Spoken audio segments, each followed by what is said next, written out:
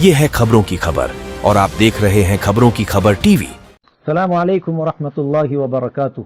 क़ाल अल्लाहु तबारक व तआला लक़द कान लकुम फ़ी रसूलिल्लाहि उस्वतुन हसना। अल्लाह तबारक व तआला कुरान करीम में इरशाद फरमाते हैं कि ईमान वालों के लिए आप सल्लल्लाहु अलैहि वसल्लम की ज़ात में बेहतरीन नमूना है और आप सल्लल्लाहु अलैहि वसल्लम की सीरत के मुताबिक ज़िंदगी गुजारने में ईमान वालों की दुनिया और आखिरत की कामयाबी छुपी हुई है।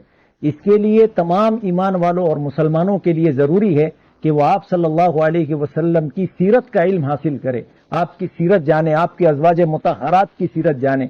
इसी ज़िमन में हमारी जो मजलिस अइम्मा व मुअज्जिनीन औरंगाबाद है, हम ये चाहते हैं कि पूरे इलाके में जहाँ तक हमारी आवाज़ पहुँचे, लोगों के अंदर सीरत मुस्तफ़ा सल्लल्लाहु अलैहि वसल्लम और सीरत आयशा सिद्दीक़ा रज़ी अल्लाह अन्हा और सीरत उम्महातुल मुमिनीन का पैगाम आम किया जाए।